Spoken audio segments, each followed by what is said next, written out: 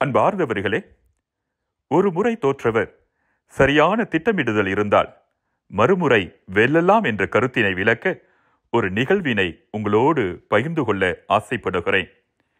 இமயமலையின் Everest சிகரத்தை முதலில் ஏறி சாதனை படைத்தவர் எட்மண்ட் ஹிலாரி என்னும் செய்தி எல்லோருக்கும் தெரியும். ஆனால் பலருக்கும் தெரியாத செய்தி ஒன்று உண்டு. எட்மண்ட் ஹிலாரி முதல் முயற்சியிலேயே வெற்றி பெற்றுவிடவில்லை என்பதே அது. மலை ஏற முடியாமல் திரும்பிய போது எட்மண்ட் ஹிலாரி சொன்ன வார்த்தைகள் மிகவும் சிறப்பானவை. அவர் எவரெஸ்ட் சிகரத்தை நோக்கி இப்படி சொன்னாராம்: இமயமலையே, எவரெஸ்ட் சிகரமே, உன்னை நான் கண்டிப்பாக வெல்வேன்.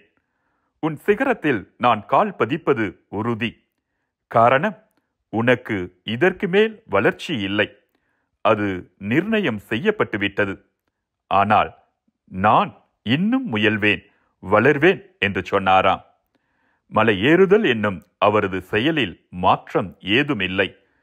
ஆனால் கடுமையான பயிற்சி உட்பட அனைத்தையும் திட்டமிட்டு செய்தபோது அந்த செயலுக்கு உரிய பலன் எட்மண்ட் ஹிலாரிக்கு கிடைத்துவிட்டது. செயல்பட வேண்டிய காலத்தையும் செயல்பட வேண்டிய இடத்தையும் திட்டமிட்டு கொண்டு செயல்படுபவர்கள் எதை பெற விரும்புகிறார்களோ அதை பெற்றுவிடுகிறார்கள். மீண்டும் மற்றொரு கருத்தோடு உங்களை சந்திக்கும் வரை விடை பெறுகிறேன்.